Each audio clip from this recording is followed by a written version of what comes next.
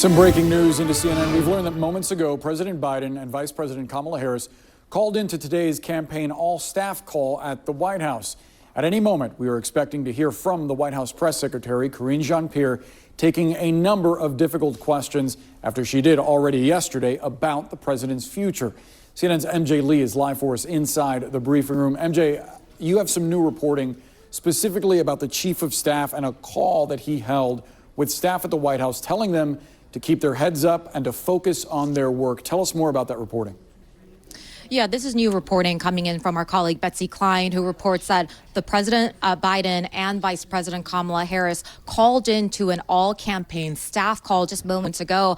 This was described by a source as being a pep talk, and that both of them in this call described the stakes of the election near the end of the call, the president said, let's go win this. And as you mentioned, there are other efforts coming in the campaign, in the White House as well, as a lot of folks, a lot of staffers, aides that are working in the campaign in the White House are really worried about the future of the 2024 campaign. We know that White House Chief of Staff Jeff Zients also had a White House aides call trying to bring some sort of reassurance given the events of the last several days. And we are expecting here White House Press Secretary Karine Jean-Pierre to take the podium any minute. And we expect that it is going to be yet another very tough White House press briefing. Just to remind you, yesterday, she, of course, confronted a barrage of questions about the president's health, about the release of potentially more medical records or any other information that could give us a better sense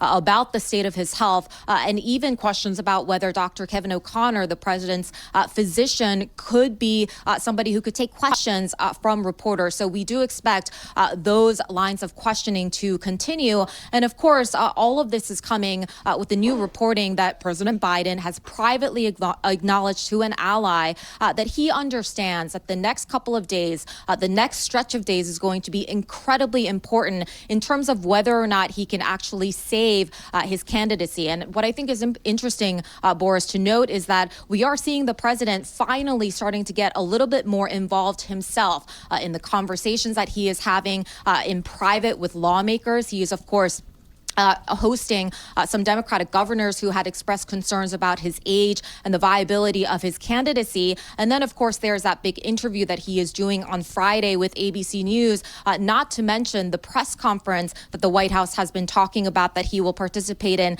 next week at the NATO summit. So we'll see how the White House answers. This is so funny because he's going to knock out the ABC interview. He might have like one kind of off moment, but he's going to fucking cook up the ABC interview. And then every one of the most annoying Democratic Party fucking mouthpieces, the loyalists who did not actually say Biden should drop out because they're careerist pieces of shit who don't give a fuck about the future of the Democratic Party, nor the future of American democracy, really, and only care about their career prospects, are going to chirp about it endlessly. Okay? Meanwhile, it's not going to move the needle. 80% of the country think he's too old. What a ridiculous crock of shit this is, dude. The only reason why Biden isn't dropping out currently is because it's not even that he wants to go through the finish line. It's that he wants to qualify. Okay? They're trying to push his ass through the qualifiers so that he can't be a fucking replacement. So that there's no contest, that there's no replacement opportunity whatsoever. And every day that passes by is another day wasted. They're running the clock. The thing is, if you've been watching this, as I have, and as many in this community has, you already know. You already know that they've been running the clock. The problem is now the media can't hide it any longer. They're not even interested in hiding it any longer. They're just fucking lasering him. And that's the problem now for the Democratic Party and for the Biden re-election. That's it. Their campaign strategy thus far quite literally was to stop Biden from having too many press moments because they knew what it was. They knew that they were rolling out a fucking carcass. By the way, that was the campaign strategy for the 2020 election as well, the primaries. They literally did that shit in the fucking primaries, man. And he got a major boost from Jim Clyburn, okay? And then, of course, like, when Jim Clyburn says, like, that's my guy, There's an entire operation associated with that is going to secure the black vote in the USC is what I keep trying to say. South Carolina. There's no amount of door knocking you can do to go against that. When every black church is saying, hey, the most committed voting bloc of the Democratic Party, you guys get to pick the president. And guess what? You're picking Joe Biden. Doesn't matter that South Carolina is literally a fucking plus 11 red state. Ultimately, once that shit happened, the media immediately was like, oh my God, what a shock. Joe Biden won South Carolina as expected. And then the rest is history. But ultimately, that's how he won. That's how he won the primary. And then he won the election because COVID happened. Like God was fucking helping him. Okay? It wasn't just Jim Clyburn. It was fucking God. Okay? It was a once in a lifetime biblical style like pandemic epidemiological incident, dude. What are we talking about? I've never seen someone get so many hard carries. And then Roe v. Wade happens. Finally, Donald Trump Supreme Court turns around and actually follows through on their 35-year project, their 40-year project, their massive commitment to undermining women's bodily autonomy. And then the midterms that are supposed to be a fucking red wave because of negative real wage growth that Americans experienced for 2 fucking years for the most part, all of a sudden turns into a battle for civil liberties and bodily autonomy for women. Boom. Another fucking hard carry. Not a single one of these instances was Joe Biden's doing. Joe Biden is not God. He didn't fucking make COVID. Okay? Joe Biden is not himself securing the South Carolina primary vote.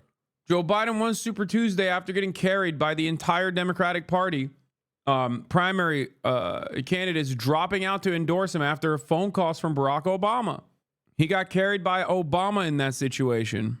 So no, I think people need to recognize something fundamentally important here. It's not just that Joe Biden is old, okay? Joe Biden is a fucking failure.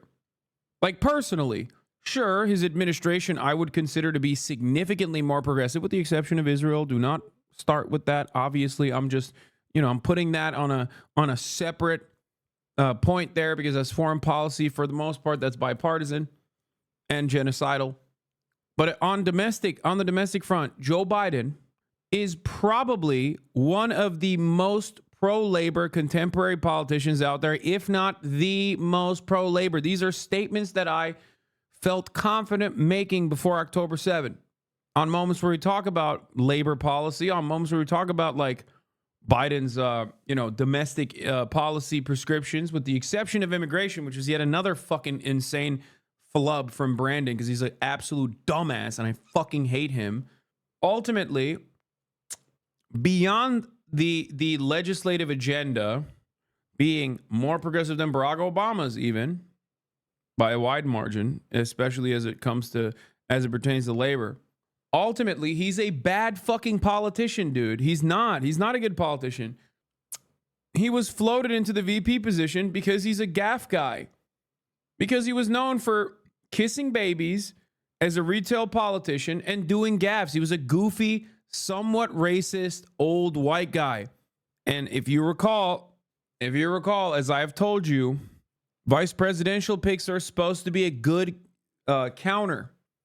What are your areas of weakness? If you're Barack Hussein Obama, well, it's the fact that you're black. That's a pretty big fucking hurdle for a lot of white supremacist Americans to clear. And when I say white supremacist Americans, I'm not saying like the Klan robe wearers, okay? I'm saying like your uncle or your grandparents who never forgave Obama for fucking up the country. That's because he was black. They hated him because he was black. That's it. I hate him for good reasons. They hate him because he's black and Kenyan and a Muslim. I love him because he's Kenyan and Muslim. They hate him for that reason. Anyway, my point is, Biden was elevated to the position of VP, which gave him the additional bona fides, the additional confidence from the black voting bloc in South Carolina as Obama's vice president. But the real reason why he was picked as Obama's vice president, another moment of elevation in his political career, full of L's. Anytime Biden has put himself out there on his own, he's taken L's.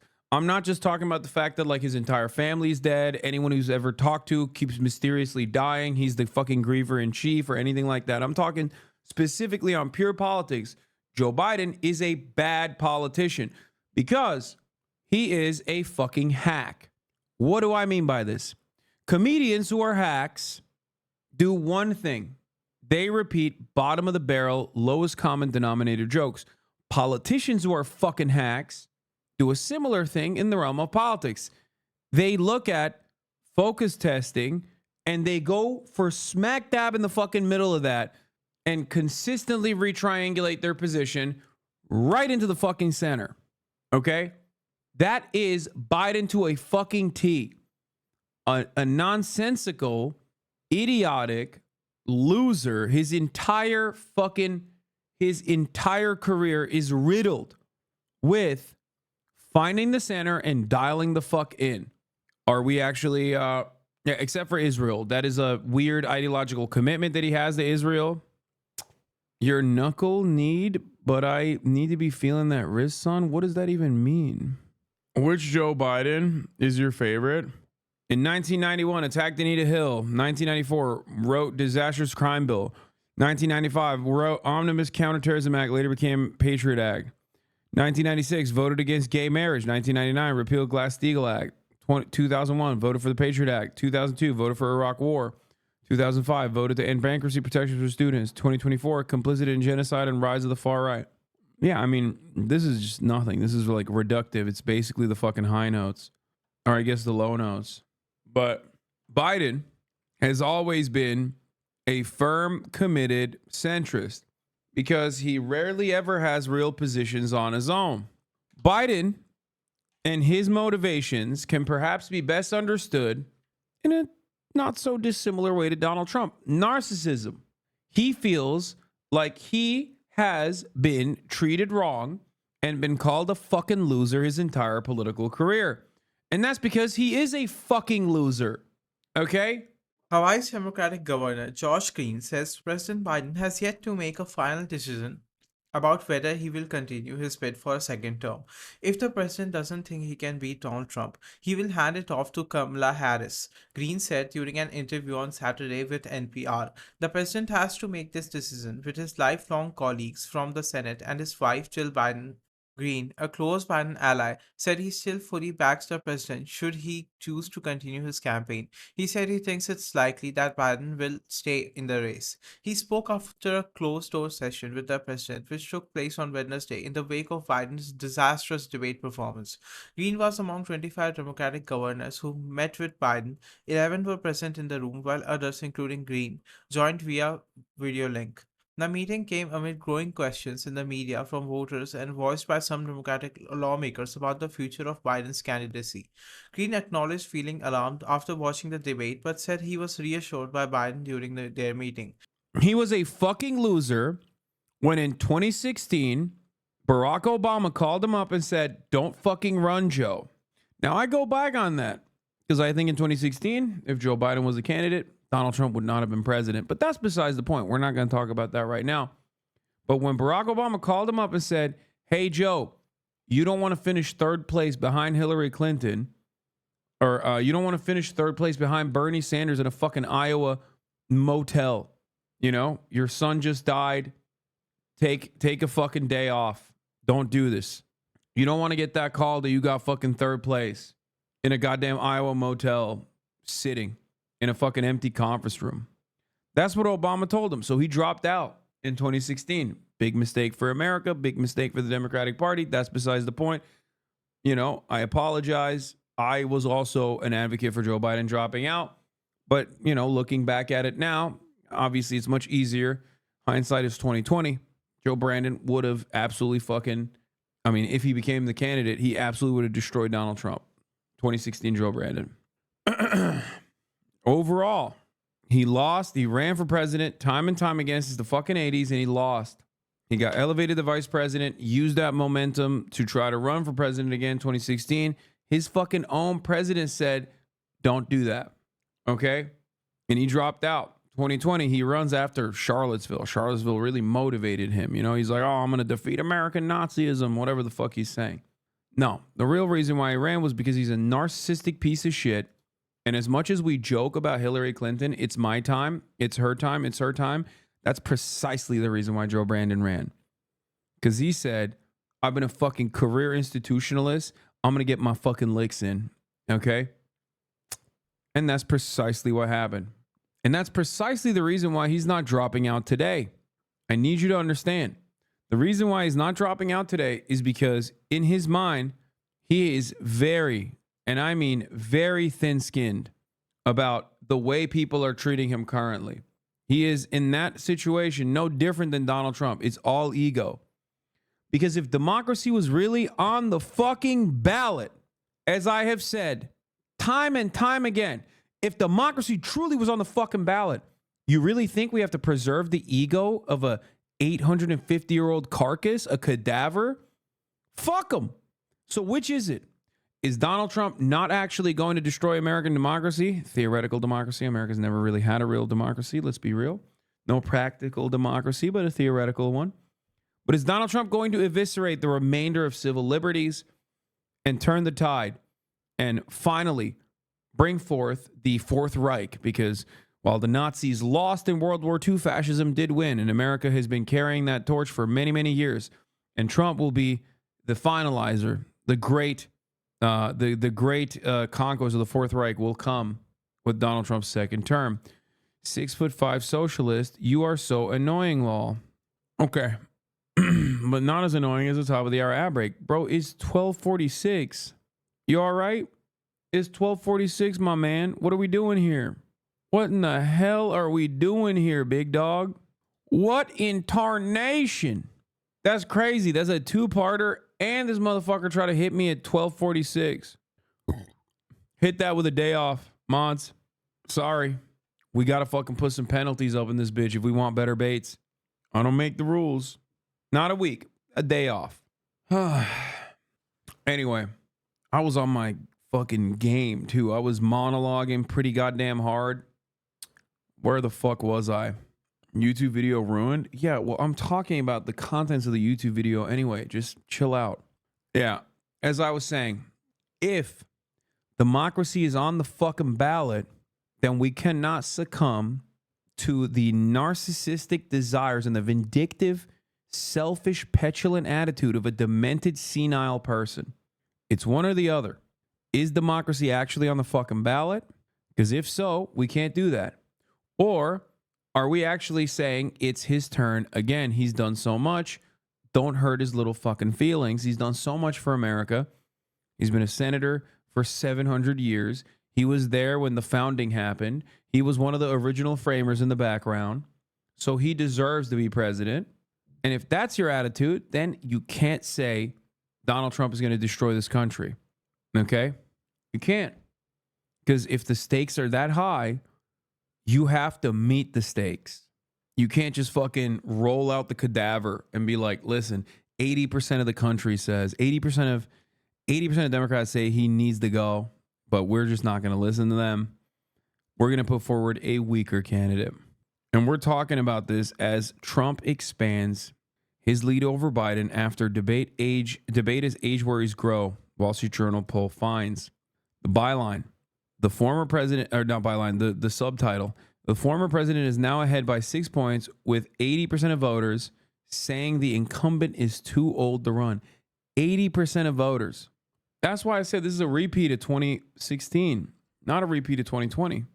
Okay? It's a repeat in 2016 in many ways. Many of the voters said Hillary Clinton is unlikable. Hillary Clinton, a lot of people are not going to vote for her. Hillary Clinton doesn't go to Wisconsin. What the fuck's that about? And Hillary Clinton was doing much better in the polls in 2016. Okay? Hillary Clinton was doing much better in the polls. Biden is not. Biden has been consistently fucking losing. Consistently. Biden's approval rating is in the shitter. What percentage do we have to get to where the Democratic Party does the right thing? Does it have to be 90%? Does it have to be 92%? Does it have to be 99%? Or will it matter if it's 100% of voters? What is this? This ruined my day?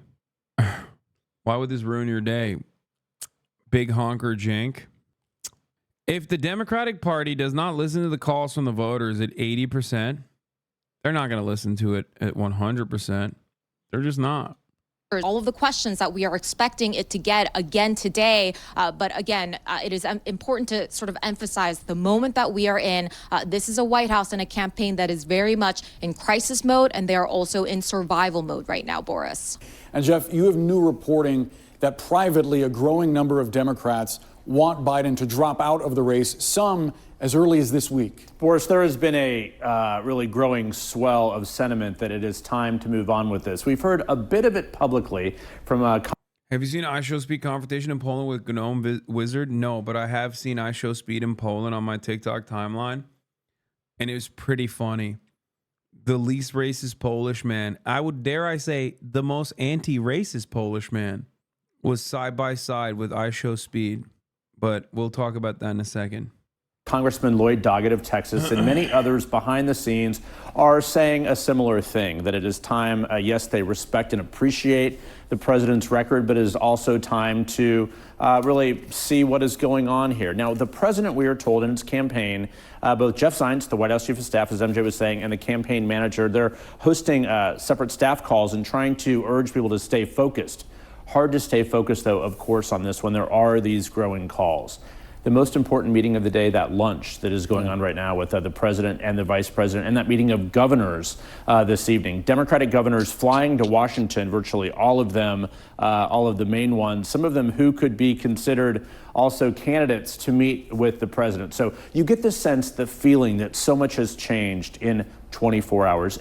Patience is wearing very thin, and time is running out to make something of a move. However, it is still Biden's decision to make. So as MJ was saying, I'm told privately, he has said that he does not want to drag down the Democratic ticket, but has not yet reached the point of making a decision. Yeah, time is of the essence when making this kind of decision. There's actually time is of the essence, and the Democratic Party knows that, and that's why they're fucking literally pushing it.